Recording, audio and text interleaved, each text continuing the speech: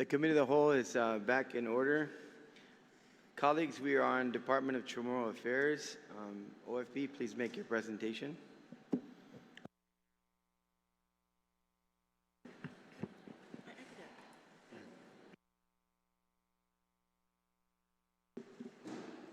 DCA, Public Law 4,206,759, EBR 4,206,759, S-Bill 4,206,579, and then the variance between S-Bill and EBR is 0.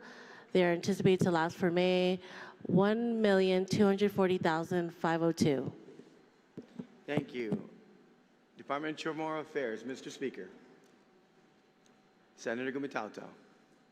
Anyone who wishes to raise their hand, Chamorro Affairs. Seeing and hearing none, Chamorro Affairs is closed.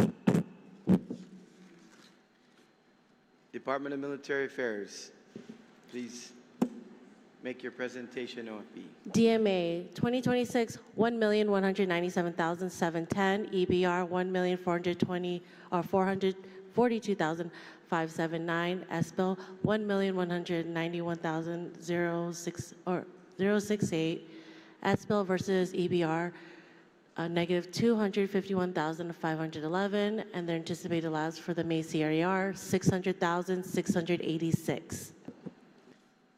Department of Military Affairs, anyone wish to speak? Yes, Senator Gumitauta, you recognize. Yes, thank you, Mr. Chair. I'm sorry, can you please repeat the lapses for this current fiscal year? I'm sorry.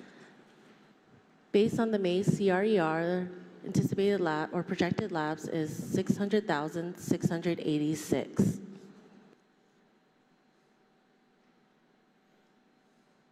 $600,68600. Okay, that's all I have. Thank you. Thank you. Anyone else on military affairs? Seeing and hearing none, military affairs has been closed. Guam Council of the Arts and Humanities, OFB, make your presentation, please. CAHA, FY 2026, 817,666, EBR 817,666, S-Bill 805, 498, OFB versus EBR 12,168 negative, and then anticipated lapse for the May CRER 309,950. Kaha, anyone? Yes, Senator Barnett, you're recognized. I've been asked to do this, Mr. Chair. Good morning to the people of Guam. Thank you. Happy Tuesday, and good morning to OFB.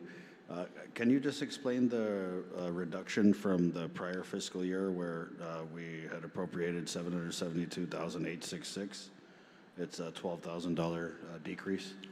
The variance, Senator, is as a result of the reduction in the retirement. Although it's a minute amount, simply because the amount of their lapses indicate that the $12,000 should be okay, they could absorb the reduction. Yeah, for the bodies, what do you call the information? The retirement contribution had gone down by close to 2% once again. I think it's 28.2 now required. So in some of these, when you see a variance like that, it's because that's less the retirement contribution they have to make. Any others on CAHA? Seeing and hearing none, CAHA is closed. Guam Fire Department, GFD. OFB, please make your presentation.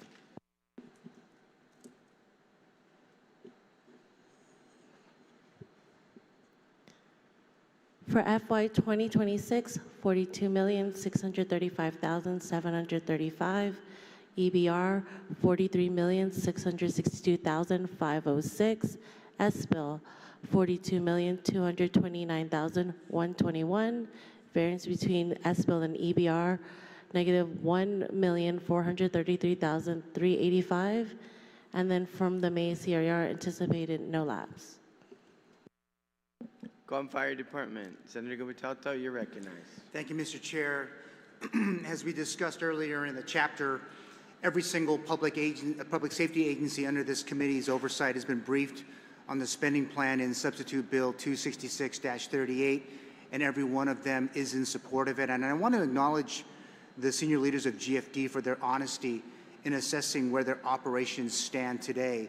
Again, as I mentioned earlier in the chapter, this FY 2027 budget does have a different look in some respects, but it is largely status quo in its core commitments, and I want us to say that publicly. But what cannot remain status quo, Mr. Chair, is how the executive branch manages its own house. With full implementation of performance-based budgeting on the horizon, agencies like GFD need to revisit their general orders and their internal procedures, as we have discussed with them many times, and bring them into alignment with their operational plans for the fiscal year ahead. As you and I have talked before and have discussed with the full Committee on Finance and my committee, the Committee on Public Safety, Emergency Management, and the National Guard, we are all in agreement that this alignment is not optional. It is a condition of the trust that we are placing in these appropriations today. And if I can, I just want to if I can get confirmation from OFB, did GFD have $1 million, just over $1 million from their $1.392 million appropriation for firefighter recruits in FY 2026 as of May 31st, 2026?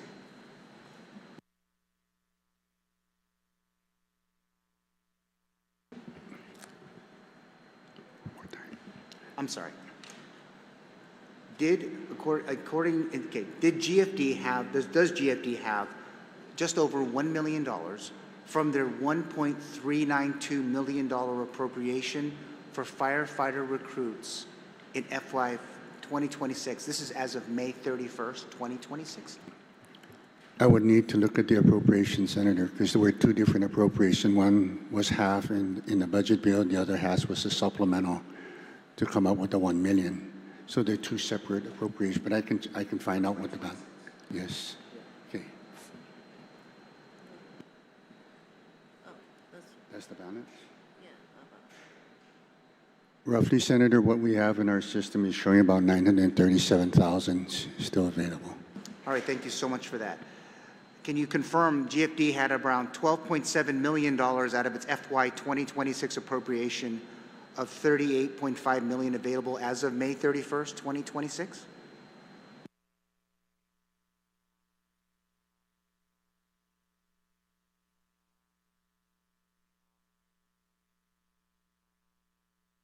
And this came from the CRER.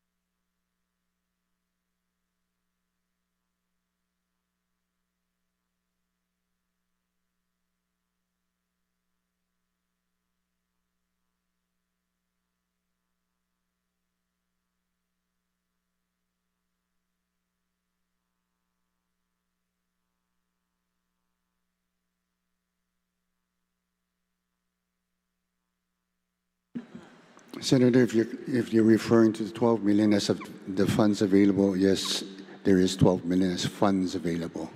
Thank you so much for that. And then I just wanted to advise the body that GFD closed out FY 2025 with $4.8 million in unspent funds out of the $37.9 million appropriation and $181,000 available from its $794,000 appropriation for new recruits at the end of FY 2025. Mr. Chair, and to the OFB, when I look at it, it looks like they still have in the final quarter just over $1 million, or at least up to almost $1 million in the final quarter of this fiscal year, and they've only spent, going with 1 quarter to go, barely 67% of their total appropriation. It's, as our friend over at BBMR likes to say, the back of the napkin type of math. Does that seem to be pretty close? About 67% to go in the quarter? Yes, Senator, if they do not utilize their funding for the cycle for FY 26, conceivably that amount could be available next year should they be allowed to carry over those funds. Well, Mr. Chair, I know that the whole idea of carry is a little bit of a weird, and language is kind of crazy in this climate. But I think it goes back to the earlier discussions. We're here to support them. And, you know, and I think we've had it over and over discussions that until the executive branch can either change a process or maybe change culture of how we start and begin cycles, it's tough. It isn't easy. We understand that. We've had DOA in talking about their ability or maybe even their struggle to be able to get these firefighter recruits, to get the listings together and to put it out. It isn't an easy process. I want the whole of the branch to know that it's as we look at their budget and you're saying, oh, woe is us, we're not funding them. But quite frankly, we are doing our best to do that. And I also want to commend the committee, if I can, about this surcharge study, the E911 surcharge study. For the first time since the enactment of the law, it allows the right people, really it's the PUC, with help of the Attorney General's office, legal people, to set that policy. There's been attempts to try to come here to have us change the E911 surcharge rate. That is not our function. That is the function of the Public Utilities Commission. I think, Mr. Chair, and the Committee on Finance, you did an outstanding job to be able to look at this priority. We're trying to fund them under this, and we're stuck in a 1999 rate. So many things have happened. There is not enough money to fund the modern 911 technology today. And I'm hoping that that our colleagues can see that this is a good thing for them. It's not going to be a process that's going to take 2 months. This is going to be months over the new fiscal year to get this done. I hope it's in time for the budget for next fiscal year that can really, once and for all, can tell us whether or not that is enough to be able to manage the operations that are outlined in that fund. So, Mr. Chair, I want to tell you thank you. OFP, thank you for tracking these numbers and appreciate the time this morning. Susmasi. Guam Fire Department. Senator Burnett, you're recognized. Mr. Chair, just had received this concern from GFD about 911 contract payments. They're saying they asked the Chair and Senator Duenas to include language to allow the use of unappropriated fund balances to address that and to include flame fund. And they assured it would not be a problem. You know, I think it's very telling, Mr. Chair, when the Chairman of Public Safety, who wears really two hats in the political arena, he's also the Chairman of the Republican Party of Guam. So when he speaks, I take it to mean that what he says represents what the Republican Party supports. And we've heard it time and time again with these public safety agencies. What the majority in the party seems to support is status quo services. I mean, they said it themselves. Status quo services for the Guam Fire Department. We're cutting the training cycle funding in half. And I'll tell you, when we talk about retention, recruitment, challenges across the public safety spectrum, the Guam Fire Department is not one of these agencies that has a problem filling the recruit cycles. They jog by every morning, and every few months it's a different set of faces trying to get into Guam's hottest department, the Guam Fire Department. So as we sit here and contemplate this bill, which gives another $40 million tax break in business privilege tax reduction. Mind you, people of Guam, this is $40 million in this budget, and there was $40 million in the previous budget. So this is part of the 1% total rollback. It's a 0.5% last fiscal year, 0.5% this fiscal year. And so if you're following along, it's very clear to see the narrative and the over-explaining when it comes to critical public services, whether it's funding meaningfully the Guam Fire Department, or supporting kids with autism, or supporting those with severe emotional and mental disorders via the Residential Treatment Fund. I mean, we're seeing day after day the majority trying to explain away how the people of Guam are being shortchanged and status quo'd. But what is not status quo is this business privilege tax rollback. They're proceeding with another 0.5%. And so that means another $40 million off the top. And we're seeing it. We're seeing it in what we're not funding, which again is critical services for the people of Guam.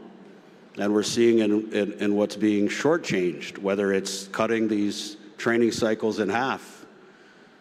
And it's kind of interesting to hear the explanations about, oh yeah, well, we don't need to fund the training cycles because they're not going to be able to do it till next year, when previous fiscal year cycles have shown that in the case of the Guam Police Department, they've done multiple cycles. And this was the posture of the late Chief Steve Ignacio to try and combat the rising crime that everybody, from the people of Guam to the chief medical examiner, sees happening all around us. And so that was the mindset. That was the mindset of the late chief, was that we are being inundated with crystal methamphetamine related crimes, so we need more officers on the street. But what we're hearing from the majority on the other side of the aisle is that, oh no, we're good. Yeah, we don't need any more officers on the street. We don't need any more firemen. We just want to stay the same. We just want to remain in the status quo. Our people of Guam, our island, we need improvements. We need improvements because I'm pretty sure everyone in here who's running for governor is not running for governor because they want to keep things the same. But that's what we're seeing in this hall and in this session. Status quo, status quo, status quo. In the words of our colleague from Barragata Heights, status quo, slash, slash, slash. And that's what's happening in this budget cycle. And so I just wanted to put those comments on the comments on the record, Mr. Chair. And again, good morning to the people of Guam who are watching these proceedings very, very closely. And let me tell you, they are not happy. The back of the check signers are not happy with what's happening in this hall. The Flame Fund has the language, as we told the Guam Fire Department in the miscellaneous provisions for their appropriation. And when we met with their fiscal officer pre-budget, he was okay with this budget going forward, as well as their contractual that they're talking about for the E911. Within their current budget, they've been allowed to do that. They did it last year. On Guam Fire, Senator Tadigui, you recognize. Sujus Masi, good morning to my colleagues and those who are watching. Thank you for hanging in there to see how your money is being spent. Mr. Chair and OFB, was there a conversation regarding the, right now currently they're looking at raising their fees? Was that brought up at all earlier? Did anybody bring that up about their fees being raised? They're actually going through the AAA process right now and public hearings right now to raise their fees. Has that been brought up at all? Yeah, we discussed that, and they've brought that several times to our attention. Okay. And we've asked the governor's office to work with them on that because they have currently the funding internally to be able to use their funds. Instead of raise their fees? Well, no. This is for the study.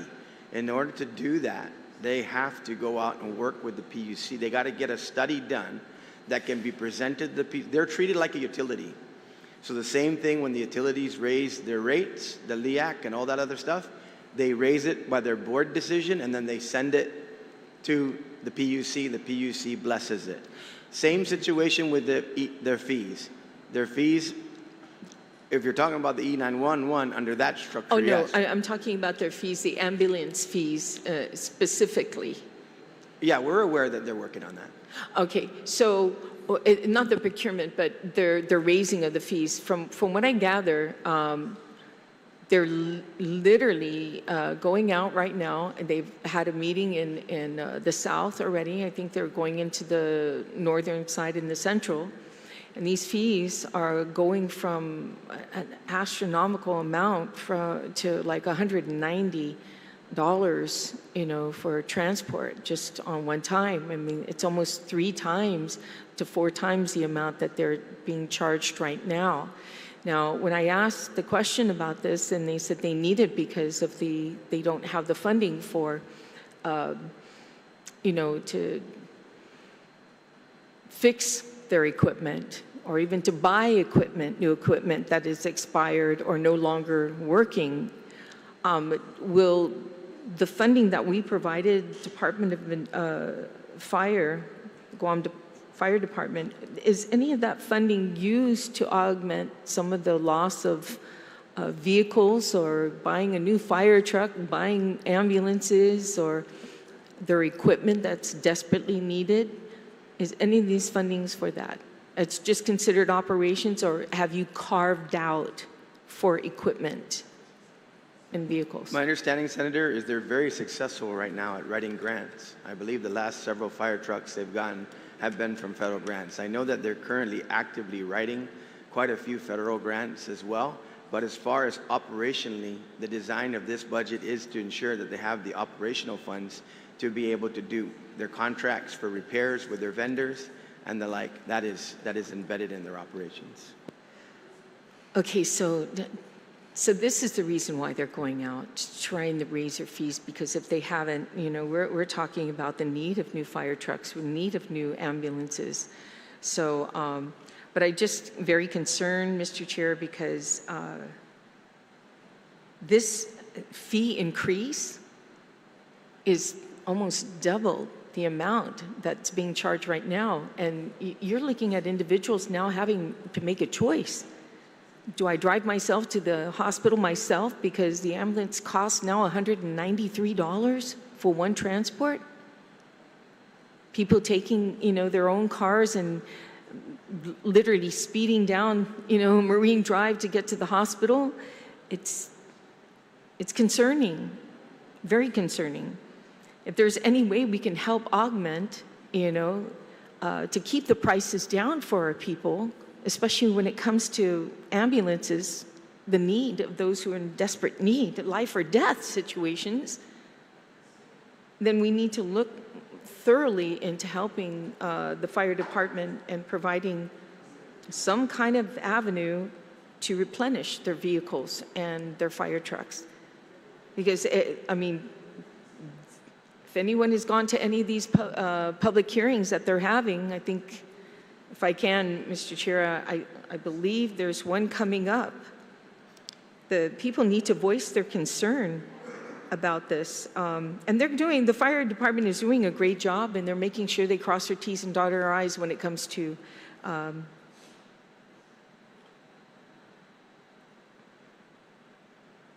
ensuring they're doing the correct the town hall meeting right now for Dedido has already happened.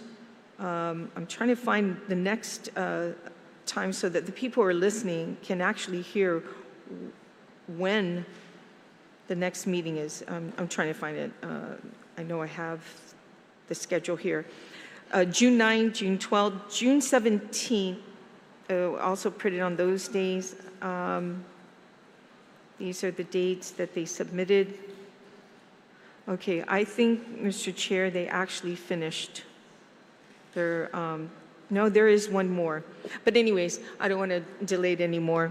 I'm pretty sure their website is up and running. I can tell you those dates in which the fire department will be there to talk about the fee increase for ambulance charges, which is quite alarming. So just everybody be prepared for that. Thank you. Thank you, Senator. Keep in mind also that those are eligible, of course, for those who are insured. Those are paid as part of that. But of course, we have indigent programs as well. I'm sure that can be availed of. So, but folks who are insured, transported by ambulance, they're allowed to have insurance cover that. On GFD, I think Senator Terlahi was before you, Senator Parkins. Mr. Chair? Yeah. If I may, I'm sorry to interrupt. I just got the date, just so that the public can hear and have an opportunity, that the fire department is having a public hearing regarding proposal fees. It is scheduled for August 3rd, 2026 at 6 p.m. For their next public hearing, and that, I believe, is going to be at a location in Sinahanya Mayor's office, August 3rd, 2026, from 6 p.m. to 7 p.m. at the Sinahanya Mayor's office. So I ask the public who is listening right now to take an opportunity to come down and voice your concern about this rate increase in ambulances, and whether they have insurance or not, Mr. Chair. This does affect everybody, whether you do or not. And it's something we need to look at and maybe hopefully augment in providing funding, more funding to the Guam Department of Fire Department where they need it. This is life-saving department.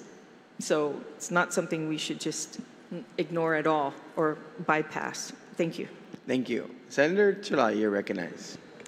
Yes, thank you. Good morning, everyone. I share the concerns of my colleague regarding the raising in fees, especially for these are critical services traditionally provided by the government, and the more we're going to decrease funding to these agencies, the more we're going to force them to increase their fees. You see it across the board. That's their last resort, from inspections, in public health, they've had to increase fees, land management. Everyone is going to have to increase fees to cover shortfalls that the government is just not going to cover for taxpayers anymore. And I think it's like a balancing game. So if we don't use their taxpayers' dollars to help them with these services, they're going to get charged on the other end as well. And I just think that's not how we address the cost of living. To address the cost of living for families who use these critical services necessarily, this is where we should put taxpayer dollars. And so I share that concern. So because this is not just at the fire department, but everywhere where these agencies are forced to raise fees just to cover basic services because we are not giving them the money enough to do that. I'm also, there's a new section in this Guam Fire Department section regarding a rescue base in Tumon. It's an appropriation of $300,000 for GFD to establish a rescue base in Tumon. GVB shall match the amount set in this section to fulfill the establishment. And I have no objection to that. A rescue base is needed in Tumon, and I think GVB should have already taken care of that. But I have no objection to this amendment. What I want to talk about is that it's very important to establish that. It's also very important to establish the rescue base on the east side of Guam that has been waiting and juggled around between agency and agency, from the port to Department of Ag to GFD, and it still has not happened. And I think I'm going to try to make sure that they're not forgotten, that there's no way to get to them, to rescue people on the east side, except for a very, very long route, and that this has been one of the #1 critical needs for Guam. And despite agencies saying, yes, they're getting funds or they're getting grants and they're going to do this, they haven't. So I'm going to ask that hopefully, are you talking about there is a solution to that up there? Repeat your question. No, it's okay. Well, I was just asking, is there any funding that you're aware of for a boat ramp on the east side? I know it's not in the budget. That was not requested, Senator. Okay, Yeah. yes. That's been because I'm sure fire department has been told by other agencies that they're going to take care of that, but I'm telling you the situation is that no other agency has actually completed that mission despite different attempts. I've been to hearings in Arahan where they promised them they're going to be building this east side boat ramp. And I think in Joltnia they talked about it, different places, but still not happened. And I think it's very critical. This is a life and safety issue. So hopefully in the miscellaneous provisions, we can try to give them the flexibility to also use this. If GVB can cover Tumon, that we can also use this for the east side. And so we don't forget the people of the south who fish on that site or all around our island so that they can be more safely access fishing grounds. Sizus Masi. On Guam Fire, Senator Parkinson, you're recognized. Thank you, Mr. Chair. I just want to talk a little bit about the training cycles for the people of Guam. When I first came in the 37th Guam Legislature, we were in a similar situation to what's going on today, where we were putting through status quo budgets that really only funded one cycle of new recruits. The problem with that, something I discovered when I got in, was that that is a little bit of a ticking time bomb for us in the Guam Fire Department to be having so few recruitment cycles. Because as of today, right now, our Guam Fire Department is for the most part, excellent organization with a lot of very qualified and experienced people running that operation. The problem is, though, we have trouble keeping those numbers up, with the biggest problem being towards retirement. With one cycle, we get 20 new firefighters in, but we're averaging like 20 retirements a year. We are seeing that kind of attrition, so just one cycle a year puts us in a position where we are just treading water, if not slowly being degraded. And the thing with having excellent leadership is it is an excellent training tool to have excellent leadership in your public safety organizations. However, if we do not have those new recruits, these excellent firefighters have no one to pass on this knowledge to into the future, no one to pick up the Pulaski after they're done. So I understand that the majority is doing their best to fulfill a promise to the big businesses to reduce the BPT. And I think that's why you see so much pushback from people like myself on shortchanging all these agencies, whether it be the mechanism of lapses or status quo budgets that don't do enough. You know, if we were doing these things to save money and be more efficient because we wanted to use that money for a worthy project like a school or a hospital, I'd be all for that. I would probably adopt the same practices of no more lapses if we were using that money for worthy causes. But we're not building a school, we're not building a hospital, we're not doing any of those things. We're not hiring more firefighters with the savings we are getting. With the savings we're getting, we're giving $40 million plus to the top 9% of businesses. And at the end of the 2 years of this Republican majority project, that would have put a $120 million hole in our budget in just those 2 years. And I echo the sentiments of one of the retiring speakers and now we have the Republican Party chair and the public safety chair, and I'm not sure who's speaking when he's saying that we're better off having less firefighters and police officers on our budget. That just don't make no sense to me. And so I caution the majority on moving this forward. I won't be introducing an amendment to change it because I know it will be dismissed, but maybe for one of you, my colleagues in the majority, I hope you see some reason, and if you are looking for an opportunity to restore some funding to some of your agencies, you have your support here on the other side of the aisle.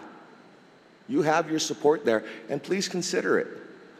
You know, just help us do the same for all the other agencies that deserve it. The Guam Fire Department, the Guam Police Department, the Guam Memorial Hospital, the schools. They all need these resources.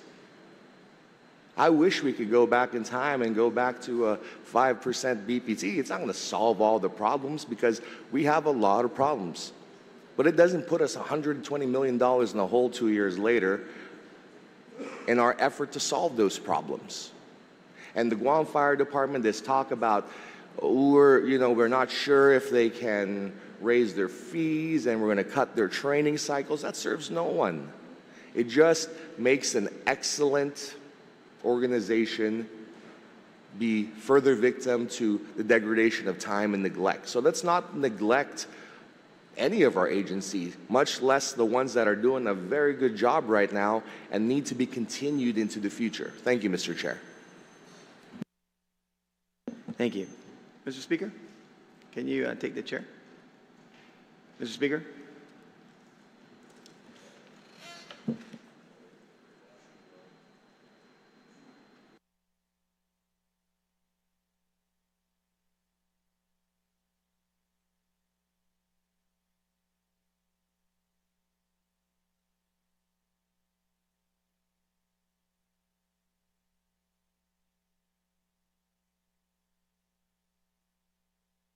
Senator Ainge, you're recognized. Excuse me, Mr. Speaker. So I just want to do some numbers to show our support for GFD going back. So can I get Guam Fire Department fiscal year 2025 budget? Actually, let's go to 24.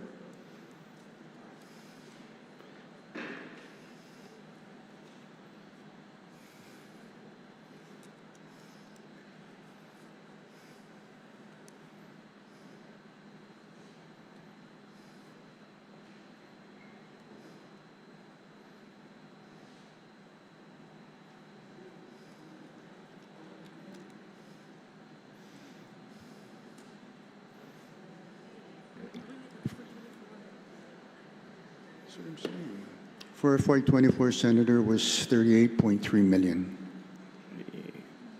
38.3. FY25? It's 40.9 million. 40.9. Current? SB? Yes. Well, for FY26, it's 41.2. And the S bill right now, it's, we had it, 42.2. 42.2. Okay. So 38.3 FY24, 40.9 FY25, currently 41.2, and 42.2, $1 million increase for fiscal year 27.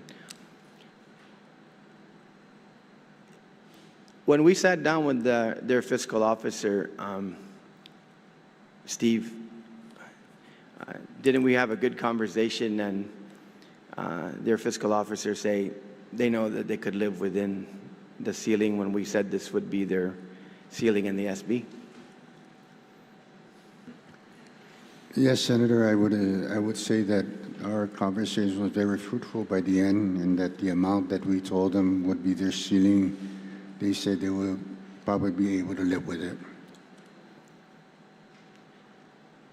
Steve, one of my colleagues, the retiring colleagues, said that possibly this year we'll have 20 retirements within the fiscal year. I'm doing some simple math, but I think it's probably really modest, but I'm just going to do this with you. I did 20 firefighters at pretty much full retirement. Probably average would be 130,000. If we went into the staffing pattern, it'd probably be higher. That, for that fiscal year, would realize $2.6 million internally when those retirements happen. Would you think that's pretty close? Using the numbers, Senator, that you cited, yes. Steve, is there anything that prevents the Guam Fire Department when they realize these kind of internal adjustments to their budget because of the fact that they have retirements, especially if they're at an exponential level? Is there anything that prevents them from firing up a cycle because they have the funding? No, Senator. They can do a cycle anytime the executive branch deems that they get a certification from BBMR that they can fire up that cycle, right? Conceivably, yes. So the budget is a plan, right? But they can adjust the plan anytime. I would assume, Senator, if they have sufficient funds to fund these positions, it would be probably possible to do it, yes. Thank you. You know, there was some mention, and I want to, recognize Chief St. Nicholas.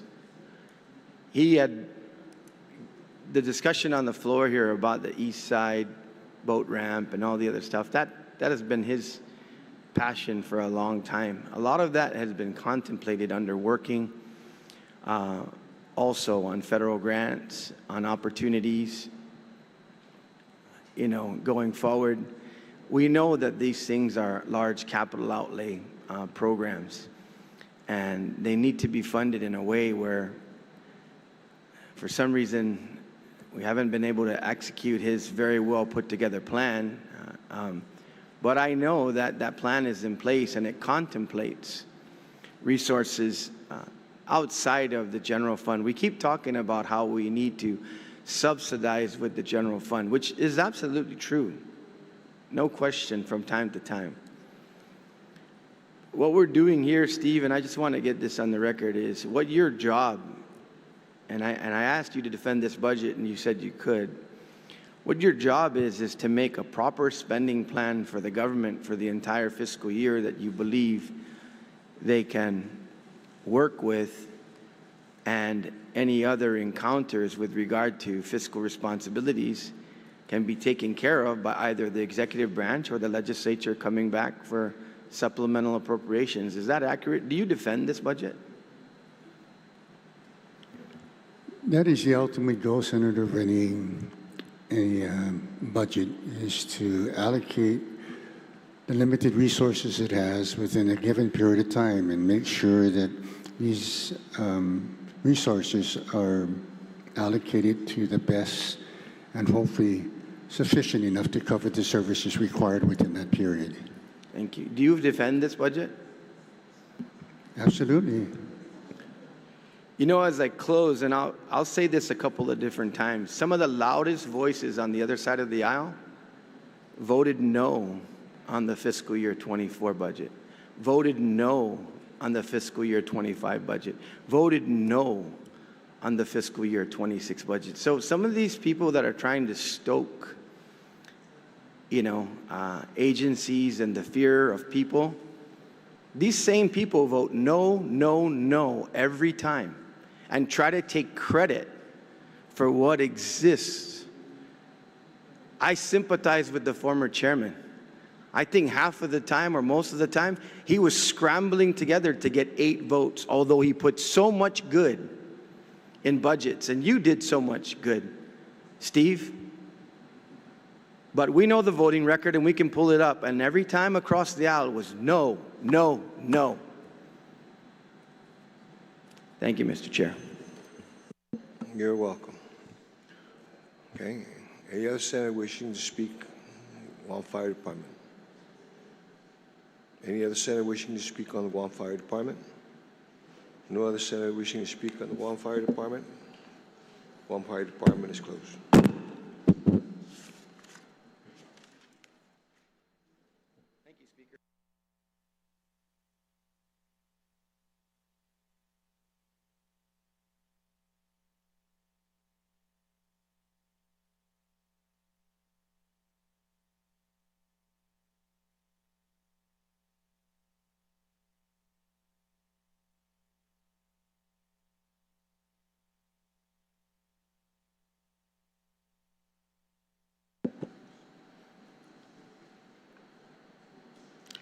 Colleagues, we are now on Guam Education Telecommunications Corporation. OFB, please make your presentation. For PBS, FY 2026, 834,438.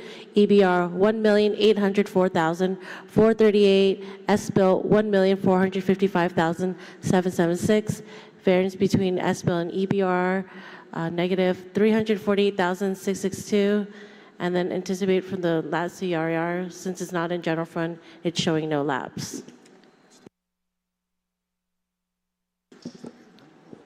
And just for the record, this is us. 1 minute recess.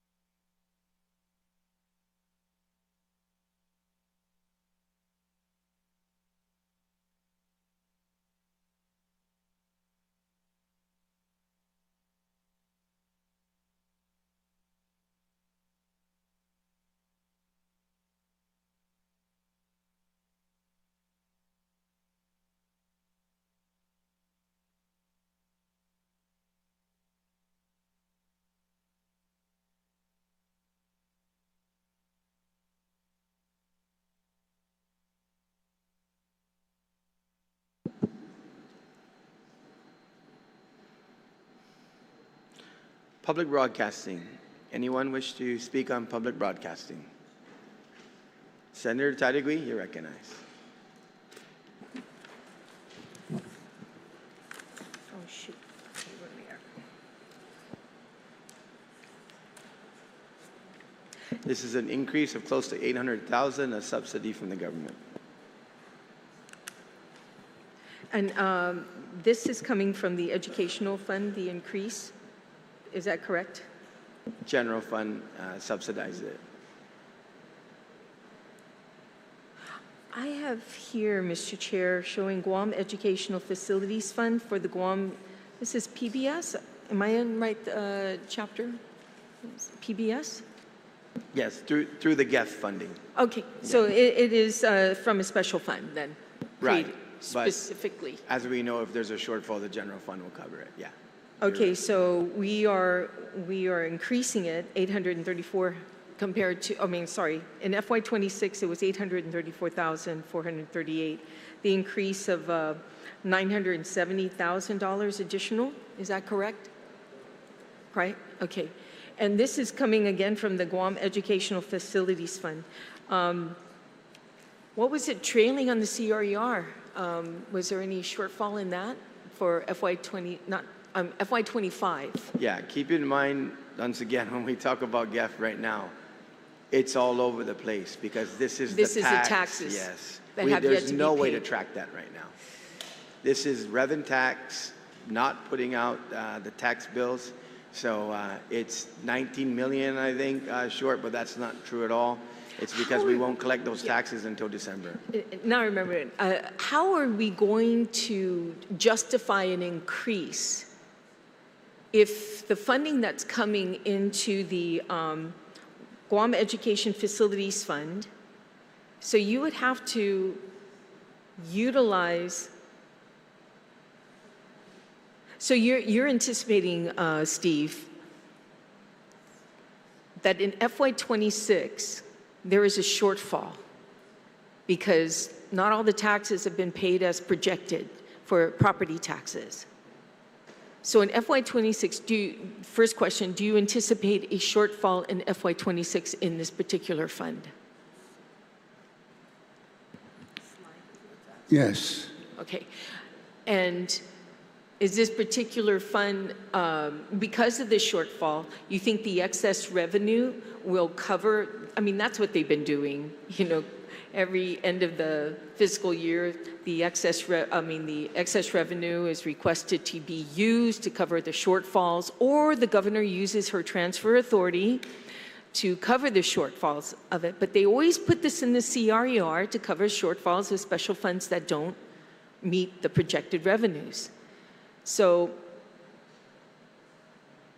this 1.455, do you think it's actually going to be that amount for FY27? Because you're kind of offsetting what's happening in 2026, thinking there's going to be more money in 27 because, of course, the tax period, they're giving it up to the end of December, if I'm not mistaken. Is it the end of December to pay your taxes? So you have October, November, and the month of December. Additional revenue coming in that's supposed to have been in FY26, correct? So are you anticipating that extra revenue, and that's why you're increasing it to $970,000 more?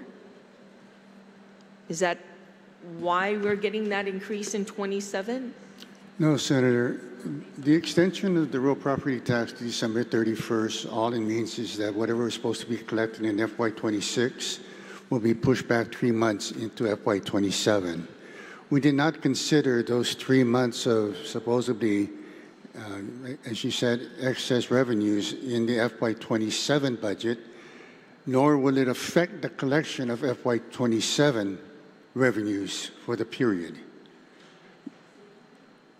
That's what I'm saying, because if you're looking at how we end a fiscal year and the CRER report comes out, are they going to put little asterisks that's saying that, by the way, the Guam educational funds, which is funded by property taxes, asterisk, any excess from, there's no way of measuring it, really, except by just cutting off in FY26, because we cut that off September 30th. The money coming in from there on till December is actually supposed to be 26 revenue, special fund revenue. So that's what I'm trying to say, is that the additional increase in FY27 is because you're calculating the special funds from September 30th all the way to December as additional revenue for 27. Senator, it may appear that way. I'm not too sure how the Department of Administration is going to treat this extension of 3 months of revenue collection. They can either post it against the FY26 as an adjustment at the end of the fiscal year, and it comes to December, they will make the post-closing adjustments and move those revenues which are supposed to have been collected in FY26 into the FY26 accounts. I'm not too sure how administration is going to handle this, but as far as we were concerned preparing the 27 budget, we did not consider those 3 months of anticipated revenues, as you said, as part of the 27 budget. What is the shortfall right now on the CRER for that particular special fund? What are we trailing out?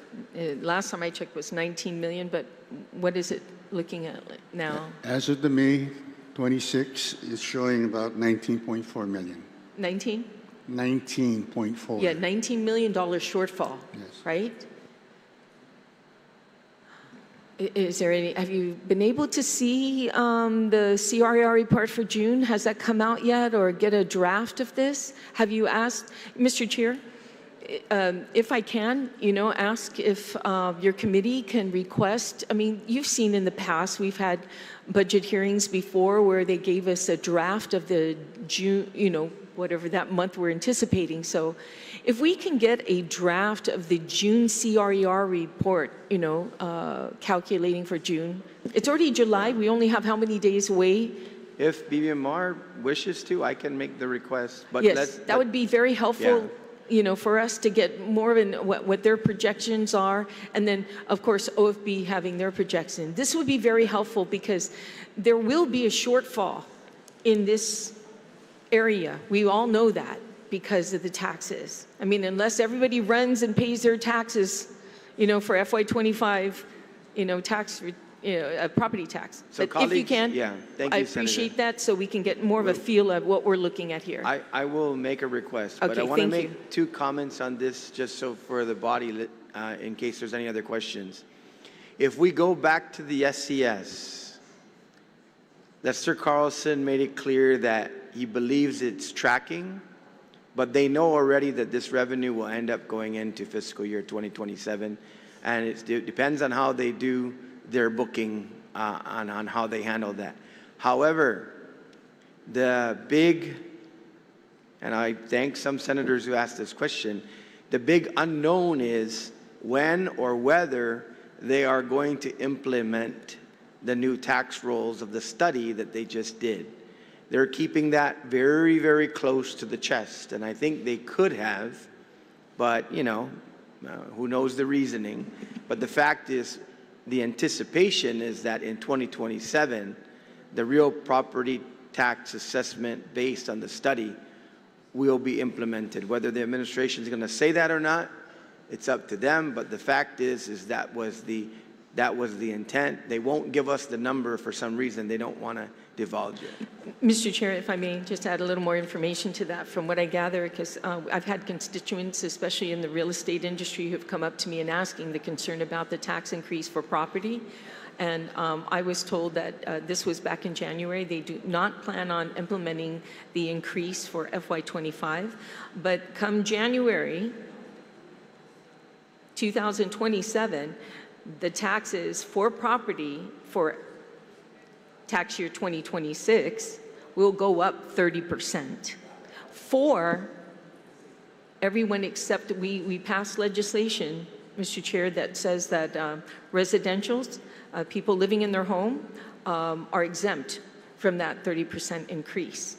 But everybody else will be have to pay that increase of 30%. So that's what I was told, just for your information. So you can see how it's a running target, Senator, and not only being made worse by the fact that there was this hiccup in this tax year, but then, of course, going forward with lack of information coming out to us. So it's a wild guess, but I have a feeling it will perform at least at its level, and if not, it will not be a large detriment to the general fund to subsidize it in order to be able to carry out the programs that are appropriated against it. And I appreciate you asking BBMAR for just a draft of the CRER for the month of June. I will make that request, Thank Senator. you. PBS, anyone else? Seeing and hearing none, PBS is closed.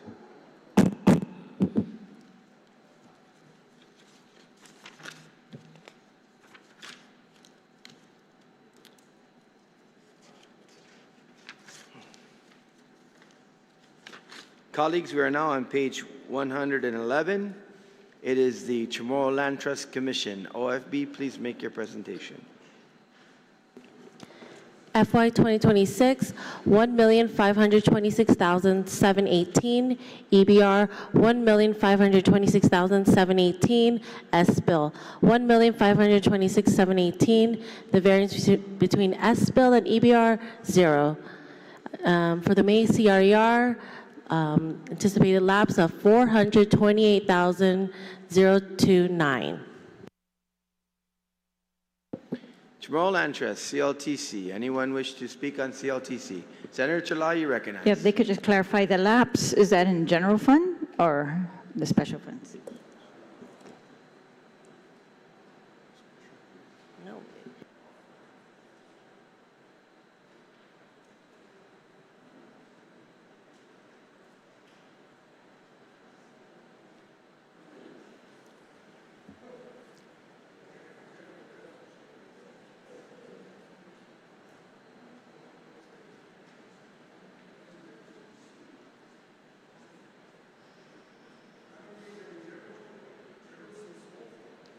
This year, but last year was bigger. It was 600,000.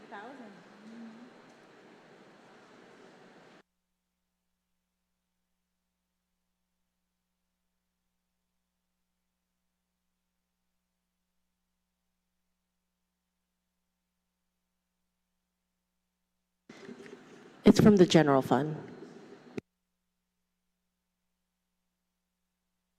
All right, and I note that the the fundings pretty much shift to a big reduction in the general fund from 654,000 to just 147,000 this year, and a heavier reliance on their special funds, which have increased a little bit. And it looks like you're appropriating the whole amount that's in the special fund categories earlier in Chapter 1. So yeah, I have no objection to that. It is still, you know, I think troubling to me that CLTC has not fully collected on what is due to them, and they seem to be having an issue getting some of the telecom companies to kind of be further transparent, and but there are some efforts to do this, and I just hope that they can do it sooner rather than later to get what is due to them in these landing fees, which is supposed to help them to survey these properties immediately and put in some infrastructure, especially sewer, so that they can divide their properties up and increase the density of the residential leases on these properties that they've already designated, and so that they can use that to also partner with USDA for financing for further infrastructure and ultimately housing for people who've been waiting since 1995 and who really are suffering the brunt of the housing crisis. So I think CLTC has to move faster. We have in previous years removed all impediments that I guess went on for decades or were built up over decades of different types of management. And so those have been removed. They are able to process leases. I am hoping they're going to keep doing that. They promised that they've got some coming up on their agendas, and that that they really are going to get this infrastructure laid in, that they have plans for up in the north so that they can increase the housing up there. And this is one of these things that I'm very impatient for, because I think it's a huge, unconscionable disservice to a land restoration program to take so long to really restore those who have suffered the injustice of land takings. So there are many possibilities that have been opened up for the Chamorro Land Trust. They have yet to avail of some of these, but I know that their staff is small and they're working very hard. And of course, they get a lot of sidetracked by having to work on different special projects for land transfers out of the Chamorro Land Trust for special purposes. And again, I just hope that we can help those who are in need of homes by really allowing them and urging them and not impeding them or distracting them or taking land out of their inventory anymore, so that they can fully put in the housing that is required. And I don't know if this funding's enough, but it's what they have in their special funds from revenue that they've collected on commercial leases. So I do hope that it goes fully used in the fiscal year upcoming, and that we can see the progress, and families are going to be able to feel the progress. That's the goal. So I have no further questions. Thank you. CLTC, anyone? Senator San Augustine, you're recognized. Thank you, Mr. Chairman. I'm happy my colleague, previous speaker, mentioned the 1985, because I don't know how many of you guys were on the list or are on the list. I know I am, and I still haven't gotten resolved, but that's okay. My concern is that in the past, there was funds that were taken from CLTC. I don't know if the OB will know. Has that ever been restored to them? That were taken from either the current administration or previous administration? Because I remember reading that. And I'm just curious if that was ever restored. And if not, then so be it. We'll let whoever gets elected at the end of this year figure that one out, because that shouldn't be hard to resolve.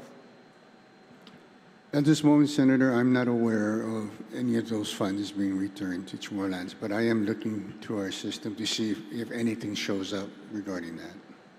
All right. Thank you, Mr. Chairman. I don't have anything else. Thank you, Senator. On Chamorro Land Trust, seeing and hearing none, CLTC closes. Colleagues, we are now on Guam Regional Transit Authority, GRTA. OFB, please make your presentation. Page 112. FY 2026, $2,840,499. EBR, $2,840,499.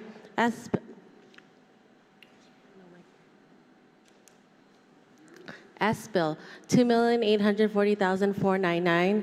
Variance between S-Bill and EBR, 0. From the May CRER, anticipated lapse of $490,714. On GRTA, anyone wish to? Yes, Senator Sanokstein. Very simple, Mr. Chairman.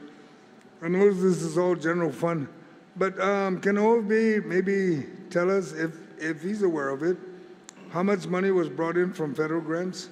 Because they're buying buses. They're going to be loading the streets with buses soon. I know that's all federal money, and we need to just know, was there a matching or whatever, if he's aware of it. Just curious.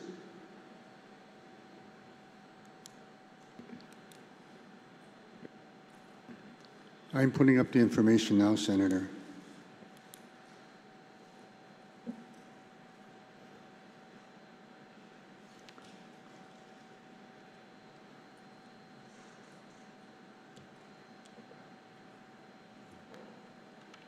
And when you're done, if you can, give us a breakdown what the 2.8 is for. Is it all personnel? Is it buses, equipment, whatever it may be? Just curious to know. I can give you the breakdown now, Senator. Okay, thank you. The total appropriation for 27 that we noted, it is to fund 27 FTEs in the amount of $1.9 million. It also includes funding 9 vacancies at $621,865. Covers their contractual services at $388,599. It also includes supplies and materials at $347,741, equipment at $50,000, and miscellaneous at $14,400. And then, as far as their federal, they're anticipating to receive approximately $4.1 million in federal assistance. Okay, maybe the oversight chair can answer this. Have they ever found where their real office is going to be? Because at one point they were supposed to be moved around and maybe come up with a northern side pickup point and maybe a southern, but all I know is that they're next to DMV and Harmon. So I'm just curious if anybody can answer that. I'll yield that question. Thank you, Mr. Chair. Yes, as a matter of fact, actually right now, that's not discussion. I know we just ground broke a few weeks ago for the northern park and drive. So that's being constructed as we speak at this point. But in regards to their permanent home at this point, right now they're still situated where they're situated at this point. And we're having a discussion, as a matter of fact, with the oversight chair for DPW, whether or not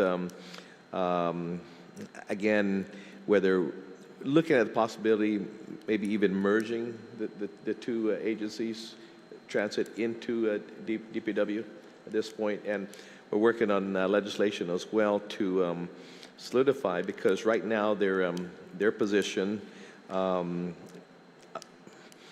the qualifications for a transit authority management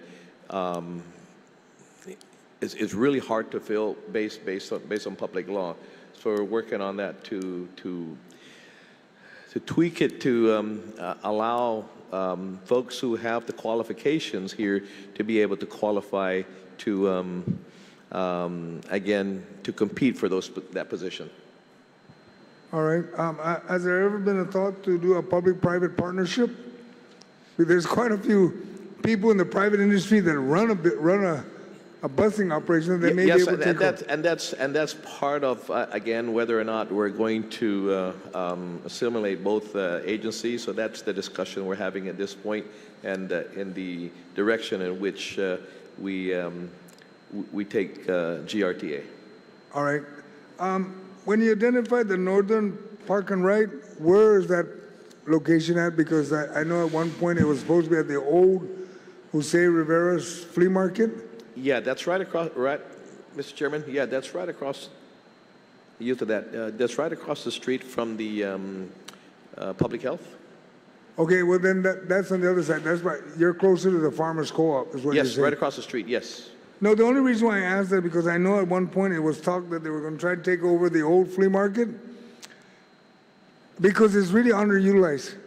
And it's just sad because that was designated to be the flea market for Dedidu, and Dedidu seems to have an understanding, an agreement with the farmers co-op to use their space, and I've been hoping and trying to convince the Dedidu folks that the farmers co-op should be for farming, for poultry, you know, everything dealing with the farmers, not for selling clothes. Oh, I agree, Mr. Chairman. I'll yield to that as well. I know, but I agree, and that's not in discussion at this point. Maybe it was at one point, but I think that mindset has been off the table at this point. All right, thank you, Mr. Chairman. Jesus Masi, GRTA. Anyone else? Seeing Senator Chalai, you recognize.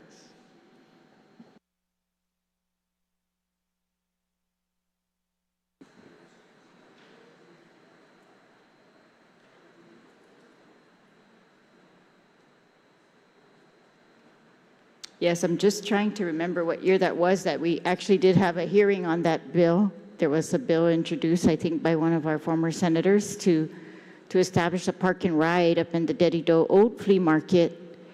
And at that time, of course, there were several objections and there were several reasons why that was not the most feasible. And of course, it's been years, though, I have to say. And it was, while I was very glad to attend the groundbreaking for the Northern Park and Ride, they found another area across from the farmers market, the new co-op, farmers co-op, that it's just also very disappointing how many years it has taken for this project to be forwarded, to move forward. This was supposed to, and could have been for the last many years, provide a place for students to park and with an expedited route or streamlined route to get to the campuses in Mangilas, including GCC, UOG, GW, and all of those. But it was also supposed to be a place where people would be able to park their cars and transit on, again, streamlined routes to the big workplaces where to support our industries. This is, the years that it has taken is just disappointing. I am glad that we heard recently of an announcement that GRTA has, through grants, purchased new buses, and I hope to see those really increase the efficiency of the transit. We need to do everything that we can to make transit reliable, to make it more efficient for riders to get to work. And I think that needs to be the priority for this transit, is to make sure that if our workforce is going to be reliable, they need reliable transportation, and our transportation has to be reliable. And as much as we can fund it, I think we should. And that is, again, one of those things that affects the cost of living of the people of Guam, is transportation to work and their ability to work. So again, if I could just ask OFB, I think I heard earlier in response to my colleague's question that this funds 9 vacancies, and how many overall, is that in addition to last year that we're funding these vacancies, or just the same, we funded those vacancies last year and they were not filled? Because when I was at the groundbreaking, I saw a lot of new employees.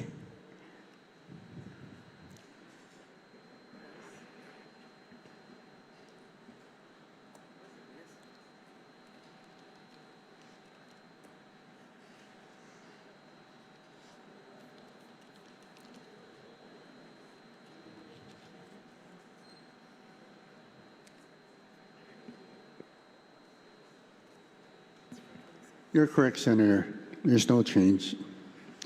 Okay. All right. And then when you said 4 million in federal funds, that's the total that they are receiving? Yes, Senator. The 4.1 million comprises of 6 grant applications.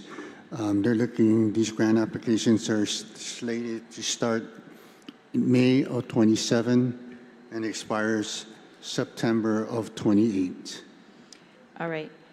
And I know, I'm sorry, but can you just refresh my memory? You said that this 2.8 is mostly funding personnel. Is that right? Yes. Can you repeat the percentage? Sure. The total FTE count for the agency is 27, which amounts to 1.9. Total vacancies, number 9 vacancies of the 27. All right. All right. Jesus Masi, thank you. GRTA, anyone else? Seeing and hearing none, GRTA is closed. Guam Election Commission. OFP, please make your presentation, page 113, colleagues. Guam Election Commission, FY 2026, 2,855,669. FY 2027 EBR, 2,855,669.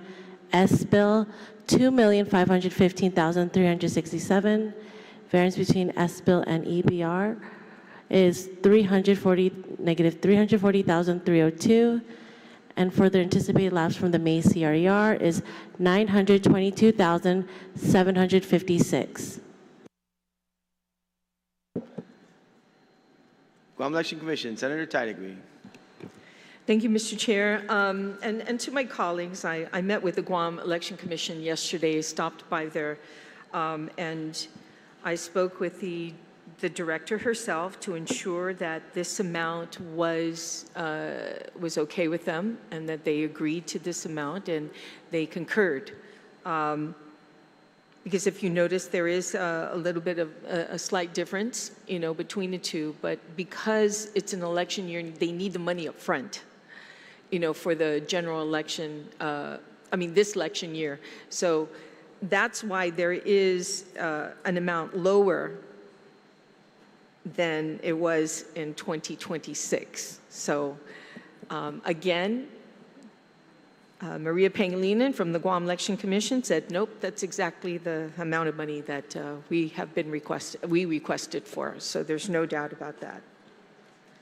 So I appreciate the collaboration with them. This is a very important year for them, and they are doing very good at trying to get as many poll watchers registered so that they can cover this primary as well as the general. And if there's anyone out there listening, you have to be 18 years and older and a registered voter. If you'd like to be a poll watcher, they are offering $500 for that day if you are interested in being a poll watcher.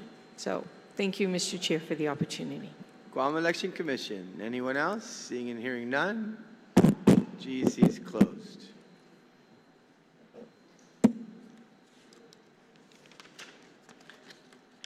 Colleagues, we are now on page 114, Guam Solid Waste Authority. OFB, please make your presentation. FY 2026, 19,942,319. EBR, 20,974,214. S-bill, 24,906,523. Variance between S-bill and EBR, 3,932,309. And for the May, no lapses. GSWA. Yes, Senator Perez. Yes, thank you, Mr. Chair. Good morning to my colleagues. So the Solid Waste Operations Fund, so some of the money goes towards paying debt service. How much is that for the debt service?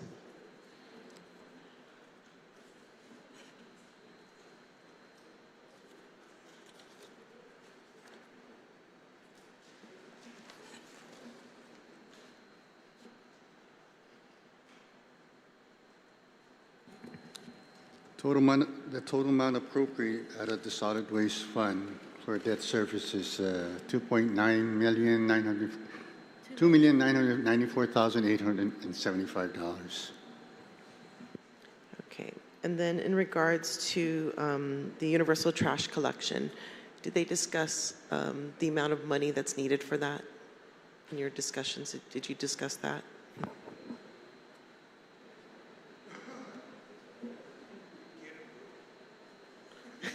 Not to my knowledge, Senator. Okay. Did they give a breakdown of their budget? Complete breakdown? And is there anything set aside for that? I can give a small update on that.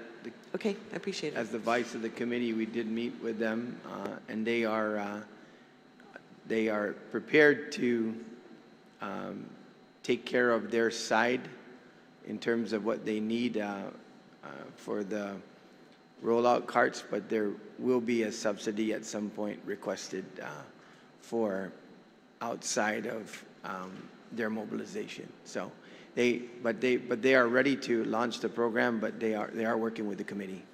Okay, I know GM Slike, he mentioned that there's going to be a phased-in approach.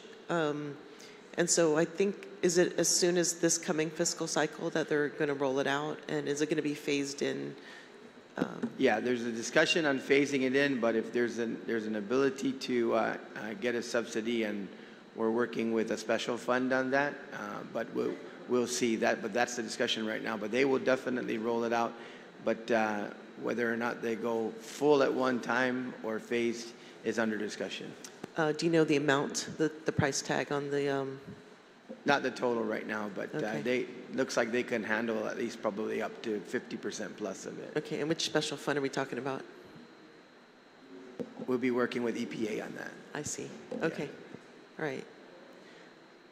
I think Yeah, Senator, can't seem to retrieve their budget out of our system, so I'm going to try to see what we can do to pick it up. Okay. Thank you. Those are my questions. Sure, and we'll loop you in on that too. This actually is a good solution simply because the economies of scale, and that seems to be the best way to kick it off and bring the prices down, and then overall the adage for the membership will subsidize it. So their model looks really good. Yeah, and also to point out the fact that many of our illegal dump sites contain white goods, and so if people may not know that GSWA does pick up white goods. Correct. And so that would really help That was beautify some our of the island. discussion as well. Yeah, thank you. Appreciate that, yeah. GSWA, any other questions? Seeing and hearing none. Or Senator Sinogstein. Real simple, Mr. Chairman. I'm happy you mentioned EPA getting involved in this because part of their budget talks about solid waste. So they'd be perfectly in line. I'm going to leave it alone because we're already past that section. Thank you, Mr. Chairman. Thank you. Yes, I think we're going to have a nice round table at some point. Appreciate that. GSWA, seeing here none, it's closed. Hagåtña Restoration Redevelopment Authority. OFB, please make your presentation. For the FY 2026, 443,589, EBR 443,589, S-bill 443,589, variance between S-bill and EBR 0, and the anticipated lots from the May CRER is 143,777. HRRA, any comments, questions, discussion? I'm sorry, Mr. Chair. I'm sorry. What was the lapses on the HRRA? Once again, please, OFB. Just the lapses. Lapses from the May CRER, it is 143,777. 1/3.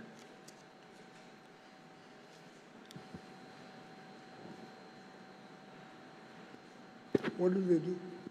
Any questions on regarding your restoration? Yes, Senator Snogstein. Mr. Chairman, if the oversight can please tell us, in the past we knew what they were doing. I'm curious to know, what do they do now? We're funding 443,000. I'm just curious because I think we're more in restoration from typhoons than anything other development. We're trying to redevelop, but I'm just very curious because there's really nothing going on in Agania, and I'm just kind of want to help. I want to figure out a way to clean it up other than our own property that we own right across the street, that we can develop to house our own people. Does the chair yield? If the chair can just tell us about them. Mr. Chair, I can indulge. Thank you. Indulge the question. Redevelopment of Agania has long been recognized, Mr. Chair, as an economic development strategy intended to encourage private investment, preserve historic assets, and revitalize the island's capital. With that said, if we support this effort, we will be helping the long overdue plan of HRA to revitalize the very capital of Guam, which is Agania. We will be helping businesses. This is the seat, the capital of many businesses. So to revitalize it, technically $443,589 is not enough, Mr. Chair, to fulfill the very mission, the mandate of Agania. Remember, Mr. Chair, it's called Agania Restoration and Redevelopment Authority. But over the years, we have not really given fully support. Last year, they have asked for additional funding, just a small funding, for additional staffing. They run in a very small staff, but their mandate is actually really huge. So, on that note, I just wanted to say that for some of my colleagues, maybe it's not an important agency, but if we think about historic valuation, preservation, the history of Agania itself, it is an important agency and its initiatives are important, Mr. Chair. So on that note, I will proffer an amendment later on following your guidance, Mr. Chair, that we'll do it at the miscellaneous. It's only for a small amount for additional admin so they can continue their advocacies and initiatives. Thank you, Mr. Chair. I hope, sir, that answered your curious question. Senator Snogstein. and thank you for the oversight chair's statements. And the only reason why I bring this up is because while we're recovering from the storm, this may be one of the perfect times that when we start restoring, we start heading towards the preserving of our history. Because again, it's got a lot of sites that the tourists would love to come down to, but I put for both. You know, 2 storms, too close, and we're still trying to recover. But you know, I truly support the intent, and I hope for the best for that authority. Thank you, Mr. Chair. Agania Restoration. Anyone else? Seeing and hearing none, it's closed. Or you want to? Yeah, Senator Cowell. No, Mr. Chair, thank you. But I already said my piece, and I will wait until the miscellaneous section to do my amendments. Thank you. Thank you, Senator Cowell. Senator Terlai, you recognize? On HRRA, I just wanted to find out, did they hire another director?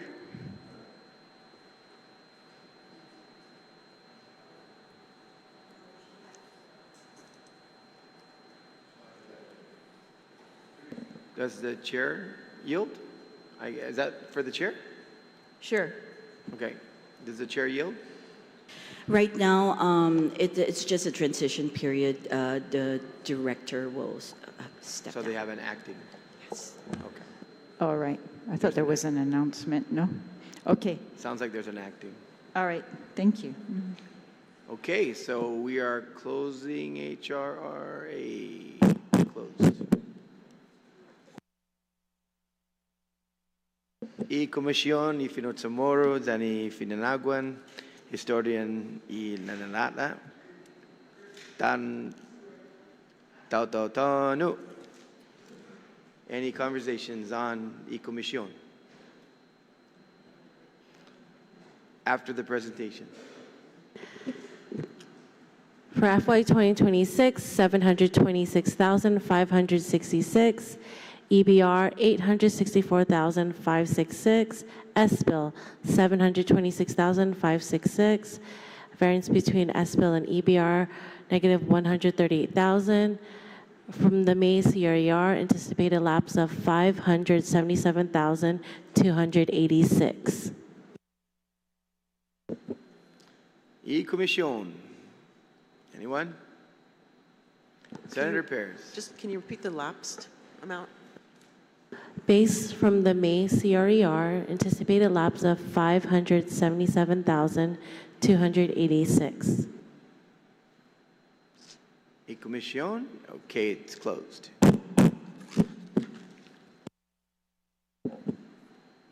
Page 117, colleagues. Office of Technology, OTEC. OFB, please make your presentation. FY 2026, 5,362,796. EBR, 6,876,644. S-Bill, 6,059,803. Variance between S-Bill and EBR, negative 816,841. Anticipated lapse from the May CRER, 1,055,585. On OTEC. Anyone on OTEC? Seeing and hearing none, OTEC's closed.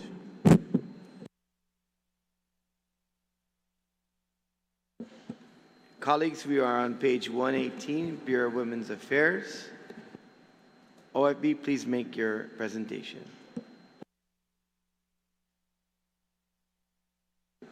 For FY 2026, 272,277. EBR, 323,845. S-Bill, 330,683. Variance between S-Bill and EBR, 6,838. And then for the May CRER, anticipated lapse, lapsing none. Bureau of Women's Affairs. Anyone wish to speak Bureau of Women's Affairs? Seeing and hearing none, BWA is closed. Medical Referral Office. OFB, please make your presentation. Colleagues, this is page 119.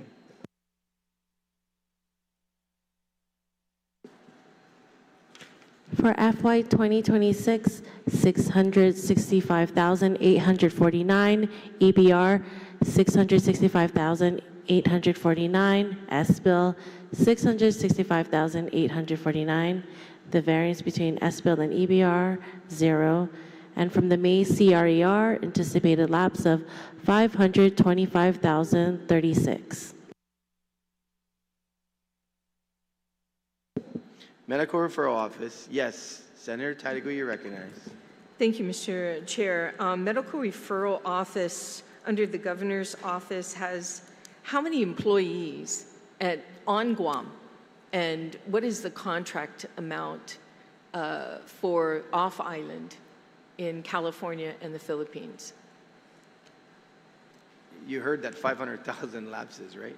Yes, I sure did. Okay, that's why I'm wondering, why aren't they spending this? I mean, there are a lot of people who need medical assistance, and medical care off-island, And I'm just shocked to see that there's any lapses whatsoever. And if it has to do with procurement, which I don't think so, because there are contracts, you know, for medical referral in California. There's one, I believe, in the Philippines to cover that. And there's, unless, Steve, the only thing I can think of is that they haven't paid their vendors yet at this point. Again, we're still in July, so how many more months to go? 4 more months to go. That maybe it's just I tell you what was the lapses in FY25?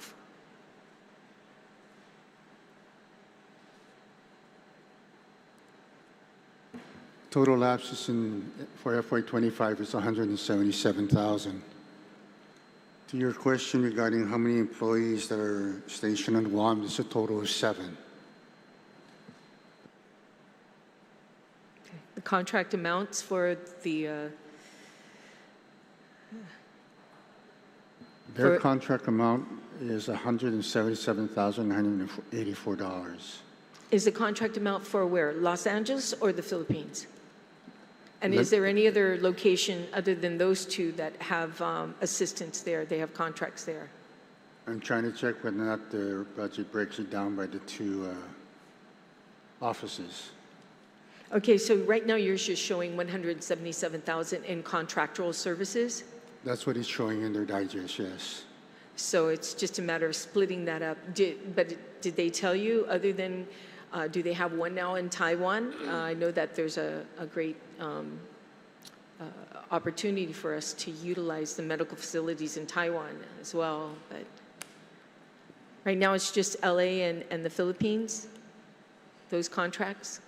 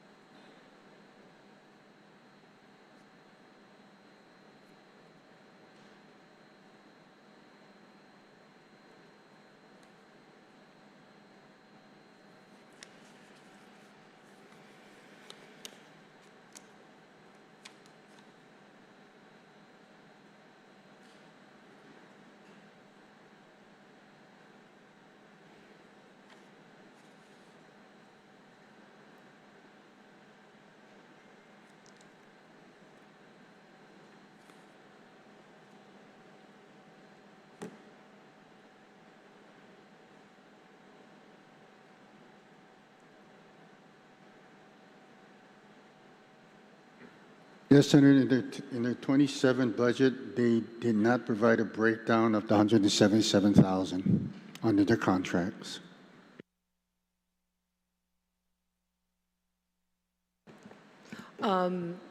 Who's the oversight, Mr. Chair, who's the oversight of medical referral?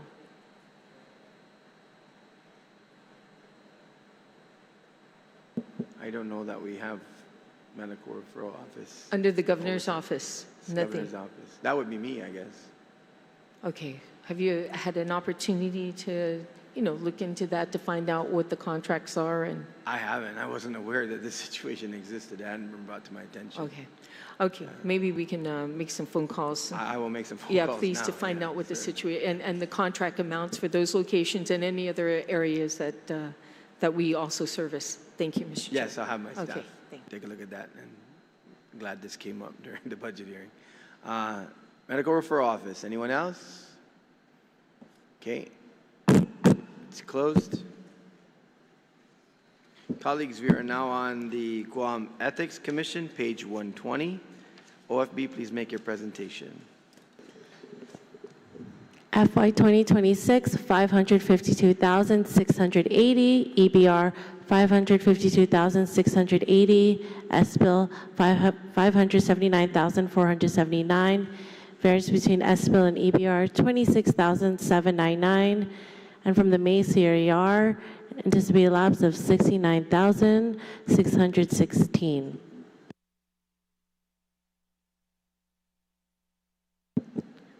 Okay, Guam I'm opening it up. So, yes, Senator Tadeko, you're recognized. Thank you. Can you explain why they were given an increase?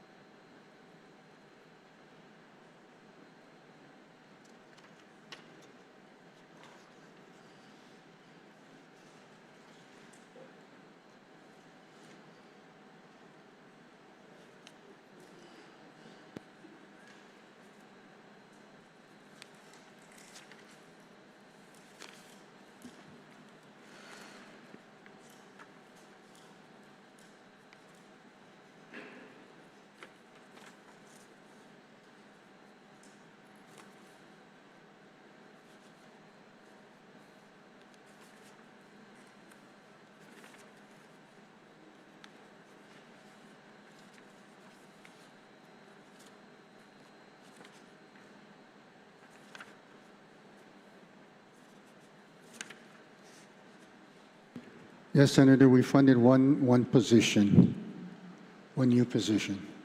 How many employees are there?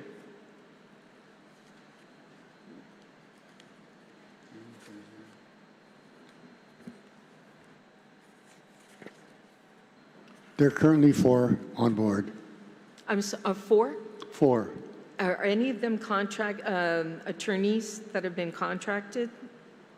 Do they have an attorney on hand, on payroll, or is there a contractual service for an attorney?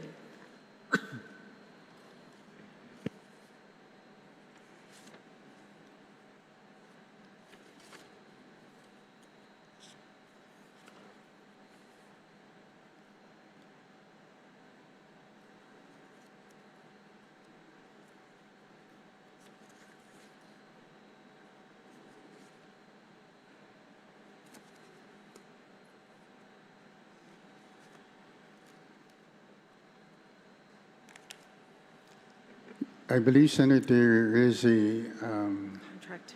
contract for legal counsel under contractual. And what is that amount? I believe it's 15,000. 15? 15. 1.5. 1.5. Okay, thank you, Mr. Chair. Thank you. Thank you, Steve.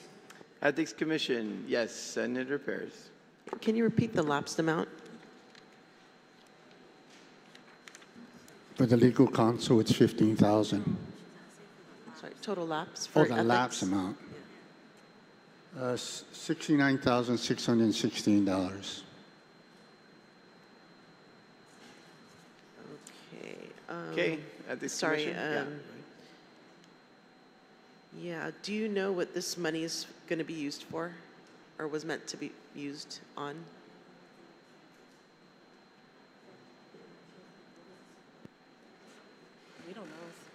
Yeah, Senator, the lapses that we recognize here is based on their bottom line appropriation versus the expenditures projected out for the last end of the fiscal year. There's no specific amount for a specific item. Okay. All right, thank you. Ethics Commission, anybody else? Seeing and hearing none, it's closed. Colleagues, that completes the chapter, or I'm sorry, got ahead of myself. Homeland Security, that's right, we had to fund them now out of the general fund. Colleagues, this is page 121, Homeland Security and Civil Defense. Go ahead and make your presentation, OFB.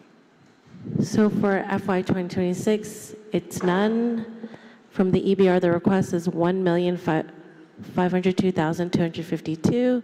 S-bill, $1,485,963. Variance between S-bill and EBR, negative $16,289. Since this is a new program, it is not shown on the May CRER. Homeland Security, any questions? Yes, Senator Gamtauto. Yeah, thank you, Mr. Chair. Obviously, this is the first time that this is going to be funded by the general fund. I know, Steve, you've been around the block for quite a long time, In your experience that goes back to the executive branch, do you ever recall a time, or can you recall the last time that the general fund ever funded the operations of the Office of Civil Defense? I know that the iteration of the Guam Homeland Security had a different funding source, but can you tell us when the last time it was funded by the general fund? Yes, Senator. The office was once funded by local funds many, many years ago. Throughout the years, they've become basically very, they've gotten the opportunity to seek federal funds, federal assistance funds, and that's what's actually been carrying the agency. Well, once they received those funds, the automatic became 100% federally funded from these programs, from these monies. Carried them all the way, I believe, until last fiscal year when the grants expired and there was a lot of issues regarding their funding. I am told now that those funds are no longer available, and that thus the request in the FY27 budget is to cover the costs to keep the department and agency running. And Steve, for the record, this is going to fund the personnel and primarily the operations of the Emergency Operations Center is what I understand? Just people and the EOC? Judging from what they submitted, it is to cover personal costs, contractual supplies, miscellaneous, and utilities. Is there a number of employees that are listed on the... Total number of employees right now listed is 7. And then you said contractual, did they list what those contracts are? Let me check, but the total amount of the contract is $302,000. I will check just for the breakdown.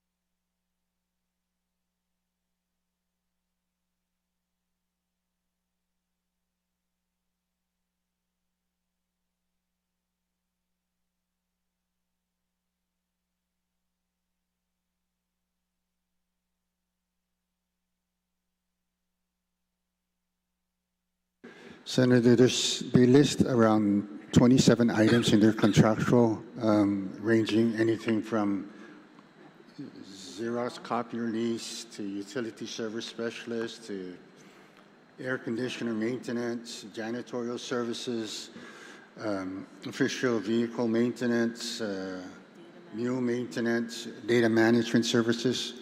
There's about 27 of those listed on their budget.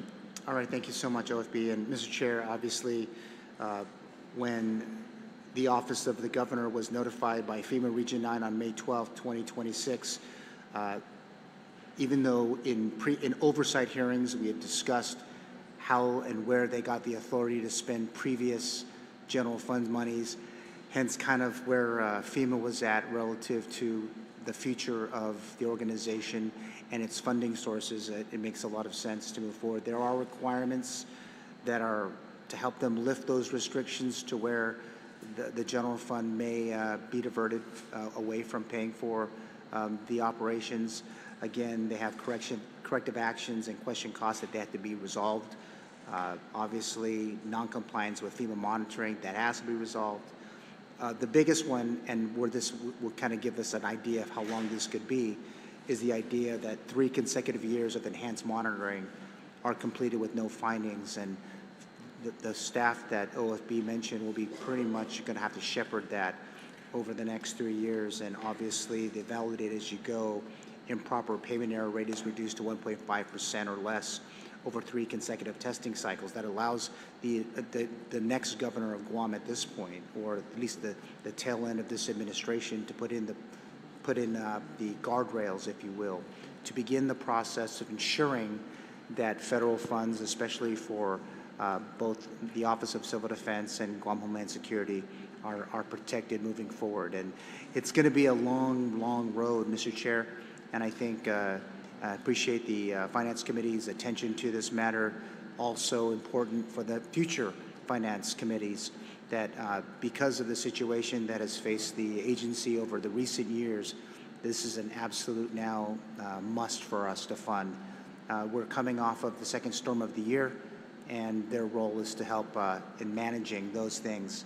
And again, this is a critical first step to the road to recovery of our emergency management system. So, Mr. Chair, again, thank you. And OFB, thank you for your eyeballs on this issue and in support of this. Thank you. Homeland Security, Senator Titagui, you're recognized, and then the Speaker. Thank you, Mr. Chair. You know, it's very unfortunate we're in this predicament. We had an opportunity that was given to us to fund Homeland Security with federal funds. And because of questionable costs, you know, by the federal government and just the lack of attention that's needed is so disheartening for our people of Guam, because we talk about this whole military buildup and being a bigger target as every day things change from a missile defense location to a striking missiles from this island, leaving this island. It just puts us in a very scary way to think. I'm saying we're getting some feedback. Hold on. We're getting some feedback? Okay. Sounds proper up here. Yeah, okay, so I think they lowered down it just a bit. But, you know, it's very scary because we rely on this agency to give us the warnings. We rely on this agency whenever there's a cyber attack. We rely on the agencies for this agency for typhoon readiness, you know, and monitoring. There's so many important things that this agency provides to this island for safety, preparation, anticipation.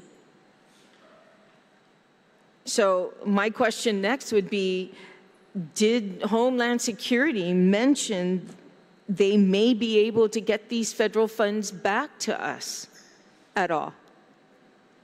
Senator, we didn't get that information. This was part of the EBR. So we're not sure any of their communications, but I don't know if the chair has anything on that. But no, this is part of the EBR, given the fact. In fact, they've been doing it before they actually put it in the budget. They've been subsidizing it with their own transfer. But no, we're not aware of any of their updates. But they put it in the EBR. So did they say that they're still getting some federal funding? In the recent oversight that we had, they said that they've been able to scratch out some reimbursements, but that they are on a 3-year watch. So Yeah, but that was previous. No, that's current. They're actually on a 3-year watch right now where it's highly scrutinized. And in order for them to get reimbursements, it's a very technical process. That's why they need appropriations right now to operate. So you should remember, Mr. Chair, that Homeland Security, you know, under their watch and the whole issue that came about on the misspending, the time, I guess people getting overtime that should not be getting overtime, the misuse of funds that are there. And then there was a time where they said that we may have to pay back those funds to the federal government. Did they get, at once upon a time, if I'm not mistaken, it's first started, and I think the speaker might remember this more than I on the correct money amount, but I do remember at least $20 million of that may not be, that we may have to pay back. It started a lot higher than 20 million, but it had dwindled down to about 20 million that we would have to pay back. So is there any liability lurking that we're going to have to be aware, you know, prepared for in the case we have to pay any of these funds that are considered misspending from the federal funds? I think the speaker may have updates, but there was a representation from the panel here that it's not necessarily pay back, it's that we're not going to get the money back. I believe there's a certain write-off that has already been done. So remember, this runs on reimbursements. We spend our money first, but we had a good cycle going before this mess started. So it really is a fact that it's a reimbursement issue. I think the speaker is going to expand on that. Okay, then I'll allow the speaker to give us more insight on this and history about what happened. But And really, my concern is being able to have the funding if we have to reimburse the federal government. Thank you. Homeland Security. Mr. Speaker, you're recognized. I'll first address the concerns that were brought up by the retiring speaker. In the areas of unallowable cost and what we may have to pay back, first off, they're in the process of actually writing off close to $8 million in costs that they found were not eligible, and because it cannot be recouped, and there is a time frame, they are in the process with FEMA to be able to have an agreement to write off that as bad. Secondly, the possibility of having to pay back still exists, and that could be in the form of another things other than outright paying for what was unallowable or question costs, is making us ineligible for certain programs, or to putting restrictions on certain programs that would require cost share as opposed to a fully funded program. So that's still in the works. So with regard to what the possibilities are, it exists. Does it exist today for us to be able to, we're going to need to address it? Not yet. Okay. I hope that answers the question. Okay, thank you. Secondly, I do have a question, and I noticed that, I'm sorry, Vanessa, Steve's not here, so you may have to answer it. Okay? And recognizing there's no history to be able for us to determine, you know, what the variances are or what the, you know, the other lapses, if you want, because there is no lapses. But there is the variance between EBR and SBIL of about 16,000. Okay. Why? So our variance between the SBIL and the EBR, it was due to the adjustment rate for retirement. Okay. Okay, so that was primarily for that. And if I could, that this 1.4 is just to fund 7 bodies? 7 bodies and some of the operational costs. Okay. You know, Mr. Chair, first off, I really don't know how they came up. I'm not going to say OFB how they came up with their figure. It's more so EBR. You know, for 7 bodies. While it appears that they want to be, because there are 2 primary programs for Homeland Security that run their operations. They used to run their operations. One is the Homeland Security Grant Program, and then the other one is the Emergency Management Grant Program. It appears to be a cut between the 2 different programs. And it's not for us to have to decide this, but it somehow is going to have to be justified, for lack of a better term, with Homeland Security, not to jeopardize the existing HSGP. Is how do you differentiate between what program this employee is going to be working under, whether EMPG or HSGP, because you can't mix the 2. It's like you know, mixing Pepsi with vinegar. Okay? Two different tastes, and it don't match. So I just say that as a caution. Nothing that we have to worry about, but it's something that this is just a matter of a stopgap. Well, it takes a little bit more than that. But other than that, okay.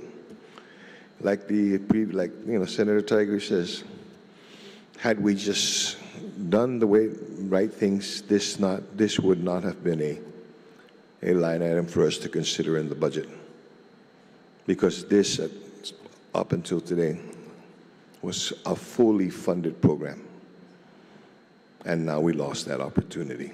Shame, shame. Thank you, sir.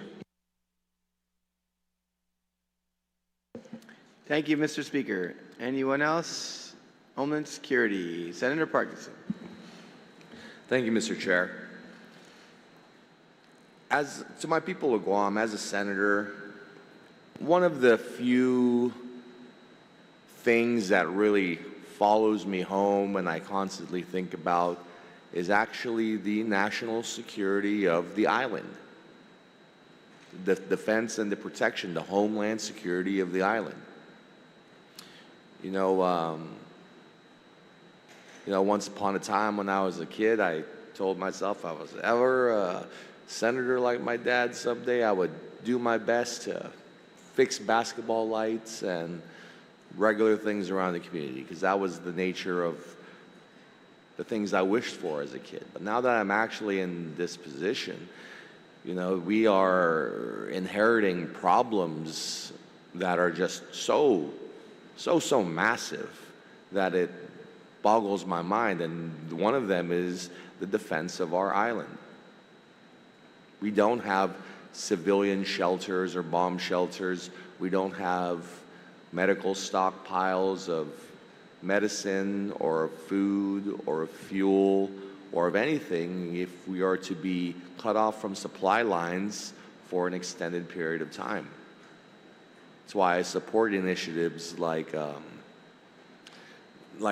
being done through the Department of Agriculture to have our food supplies more self-sustainable.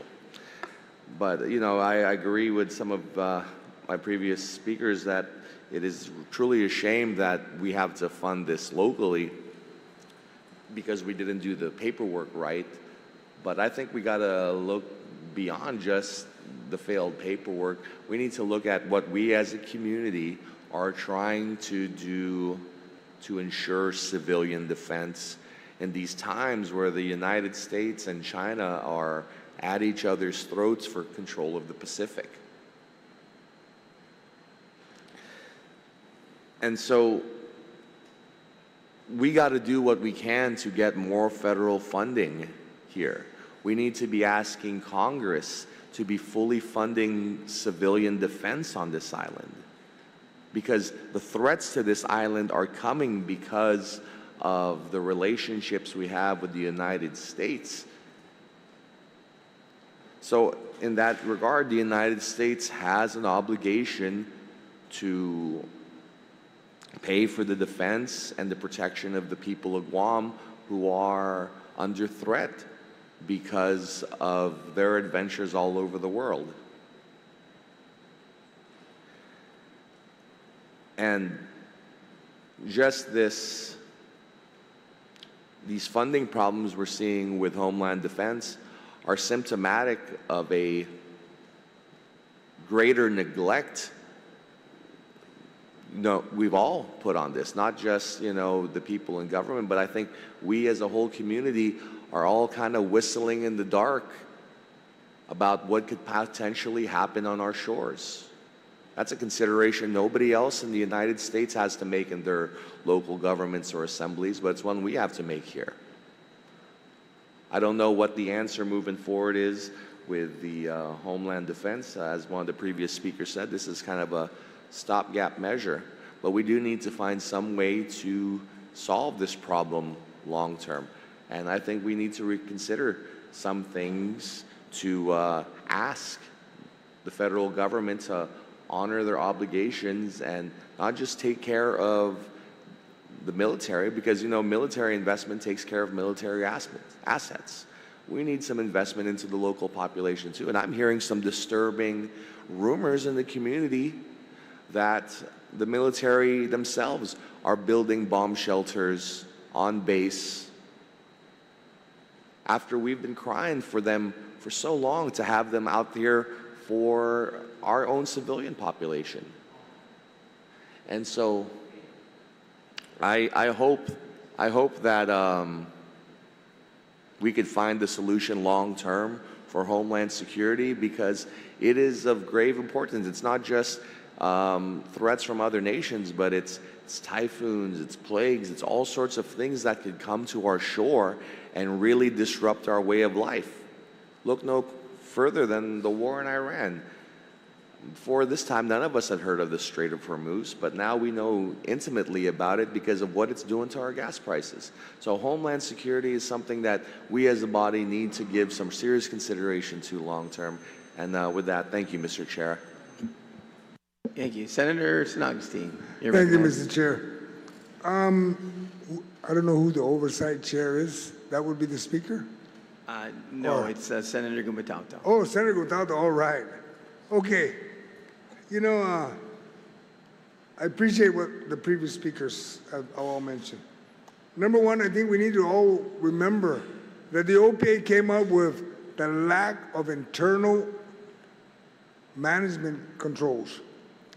That's how this one fell apart. You know, they're all run on federal grants. There's do's and don'ts. Shame, shame, shame. But, and as we all think about it, yes, we used to be federally funded 100%. The government's going through like an accreditation program again now. They got to prove to the federal government that they can manage federal money. And I believe they can. And I'm going to keep repeating myself. There's an election coming up. We're going to see the changes. Whoever wins, I hope for the best for the people of Guam. And I'm just curious is that Homeland Security, they set up the horns, you know, the sirens. I can only hear the siren in Anderson. I cannot hear anything up in Jigo. I'm just curious if the oversight chair can tell us if there's anything going on it's going to be throughout the island, not just Agana. Because when I'm in Agana, I can hear it, but when I'm in Zico, I cannot hear it. But I can hear Anderson's bugle call and everything. And maybe the oversight chair can give us a little brief about what's going on up there, because at one point, at least 30 years ago, when I was active duty with the National Guard, all issues of emergency management, Homeland Security, all that stuff was run by that office. And at that time, it was Office of Civil Defense. They handled everything. All the tabletop exercise, everything that happens on Guam was run by that office. And I'm hoping that they'll get back on track. And hopefully the oversight will express that that's the goal. Do you yield, Senator Gumatauta? To our good colleague from Jigo, I believe that this probably sits under a host of different parts of the mitigation grants that are currently kind of highlighted by FEMA that require a lot more attention, whether it's the Building Resilient Infrastructure Communities grant, perhaps the Hazard Mitigation Grant Program, and I know the speaker can probably attest, but every single aspect of how we run emergency management is under the microscope, to include its vehicles, to include how they support. Just so we know, just to be aware, Mr. Chair, that they've distributed money. It's just internally how they've been reporting it.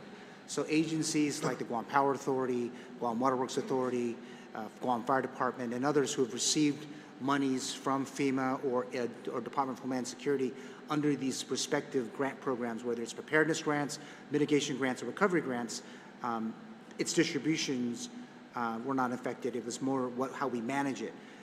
Whether or not there's sirens in Jigo or more, either its maintenance may be impacted by the execution of some of these grants and its reporting back to the Federal Emergency Management Agency. I hope that answers the question of our colleague from Jigo. That pretty much answers the question. And I'd like to go, maybe, Mr. Chair, just looking at the clock, that I'm hoping the oversight on education would be able to reach out to the Homeland Security, Office of Civil Defense, and say, can we get grants to fortify our schools? Because when you use them as shelters, like one colleague mentioned, they're building bomb shelters. I think the only thing they're building up at the military bases are, bomb shelters, to store bombs, not for people at this point that I'm aware of. I mean, I've seen that in the news, but if the oversight on education can reach out to the oversight on Homeland Security and says, let them work together, because at one point when I was on the school board, we asked that question, can they be able to fortify the schools? Because when they use them as shelters, it's all out of our own funds. And let the federal government maintain the schools so that when they need it for shelters, it's available and it can be restored back so it can continue to be used for education. And with that, Mr. Chairman, thank you very much. Homeland Security, yes, Senator Barnett, you're recognized. Mr. Chair, for the opportunity to speak on Homeland Security. I just kind of want to continue with the remarks that were shared by my good colleague from Mongmong Toltu Maiti. You know, the narrative in this budget session for those watching has been one of status quo and limited resources. We've heard that a lot today, that we can't fund this, or, you know, we're going to have less police, less firemen, less customs officers because of limited resources. But we can't continue to ignore the elephant in the room, pun absolutely intended. The only reason why we have limited resources is because the first order of business in this substitute budget bill for fiscal year 27 was to take $40 million of revenues off the top to fulfill the promise that was made, not to the people of Guam, but to the Chamber of Commerce, that this Republican majority would continue with the BPT rollback of 0.5%. And so when you take $40 million of revenues off of the table, of course now the resources are going to be limited. Of course, but the resources are not limited for the big businesses that are going to receive another business privilege tax rollback. Would have been absolutely prudent to do the 0.5% and give it a few fiscal years to see where we're at. Because this $40 million, although some of us are trying to give it directly back to our people, this is the type of funding that could transform our island from fiscal year to fiscal year. You know, we talk about asking Uncle Sam to do this, Uncle Sam harden our utilities, Uncle Sam build us the bomb shelters. But unless we're all speaking to our uncle with one unified voice and we're all on the same page, it's very hard to see these asks through. So if we're in a position where Uncle Sam can't hear us, then it becomes a responsibility that we as elected leaders of this island and its people should be responsible for.